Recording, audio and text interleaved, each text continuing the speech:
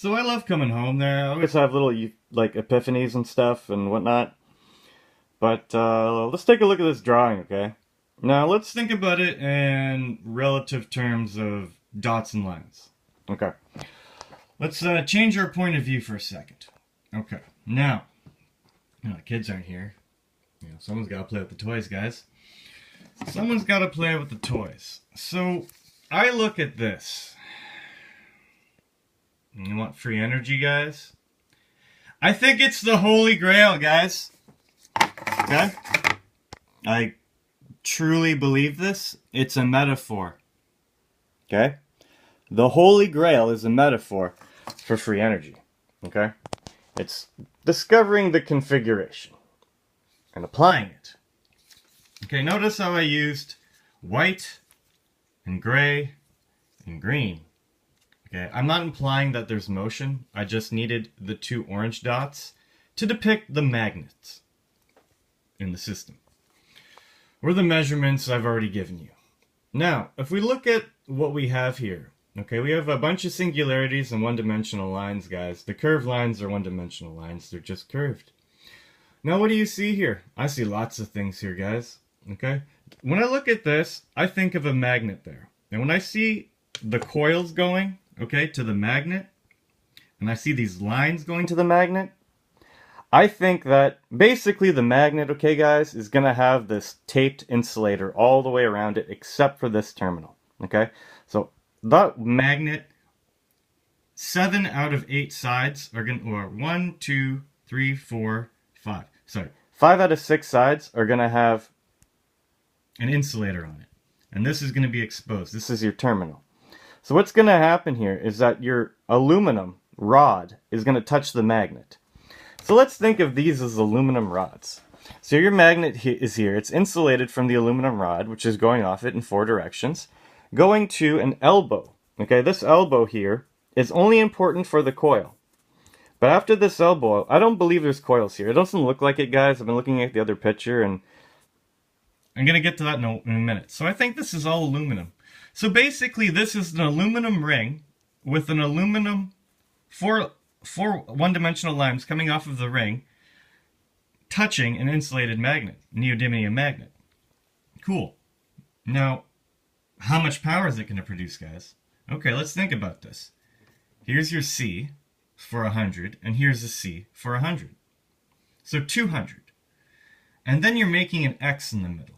But remember, the singularity is you don't have the singularity here. This isn't here. This is a magnet, and you're insulated from it. So what do you have here? Okay, you have 4 singularities, guys. Let's depict this as a number. Okay, the first column is going to be a 4, and then you have 1, 2, 3, 4, 5, 6. Sorry, 1, 2, 3, 4, 5, 6, 7, 8 lines. So this is going to be an 84. Read backwards is a 48. A 4 and an 8 is a 12. A 1 and a 2 is a 3. Okay? So 48. Okay, I see an X, but it's... Okay, we already said 200 for the C's, and then there's an X is 10. But you're going to have 4 coils, 1 on each, being insulated from the magnet and then touching the aluminum. Okay? So it's basically like saying a one-dimensional line with no singularities. So you're going to have, let's just say an X times 4, so 240 volts, guys. 240 volts. 240 volts. And here's your period, guys. That's where it intersects. This is where the cosine wave is going to come down, intersect, okay, at pi over 2. It's going to go down, up, intersect at 3 pi over 2. It's going to go up at 2 pi, okay? And it's going to come back down at 5 pi over 2. Okay? So these are all insulated from the magnet, okay? This material in between, okay? So I still believe that the magnet, okay, is being touched by, again, 4 rods and 4 coils, and the coils cannot touch the rods. Okay? I think they have to stand rigid on the magnet, not touching the aluminum, not shorting the aluminum, going through it. Okay? It's just a rod going through a spring. and they can't be touching, and they're touching the magnet, they're insulated from the magnet.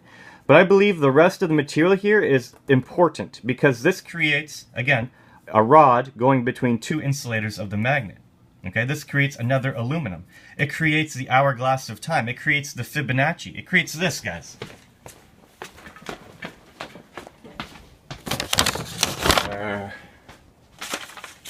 Well, this is good enough. It creates the hourglass. Okay, forget about this. Forget about this. Okay, this isn't here. Neither is this. It creates an hourglass.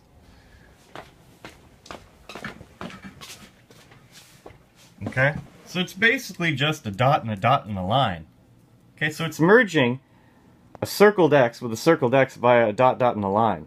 Okay, so this material is going to be, let's say, aluminum as well, but it's not going to be shorted to this aluminum.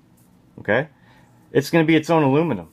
Okay, so this is all going to be touching, but not touching the magnet, insulated from the magnet. And then you're going to have another coil here. Okay, or spring. So you have a terminal here for one phase of your energy for this coil and the magnet. You're going to have a terminal on any of these springs and the magnet, and you're going to have a terminal on this magnet and any of these springs. Okay? Or you know what I'm saying, guys? I think the aluminum being there is important. Okay? So I don't know, maybe I don't think the copper should be touching. That's just my thoughts on that. But it should be rigid on the magnet. Okay? So this has to be rigid, guys. Look at it. It's the fifth pillar rising, guys. Okay? It's the show me 8 without the fifth pillar rising, guys. Okay? It's 1, 2, 3, 4 with the fifth pillar rising. It's the holy grail, guys. Okay? It's free energy. So yeah, that's what I think it is. So I think it's realistic. I think that there are ways, like you can create 1, 2, 3 phase energy. Okay, by modeling this. So I'm gonna pick a scale, guys. I think I'm gonna go with 1 centimeter. Okay, 1 to 1 centimeter, and I'm gonna draw it out, and then I'm gonna have someone take the drawing and put it in CAD, so that I can get parts or something. But I'm gonna think about this some more. Okay? But that's what I think here. Look, Construx. You know? We build Construx.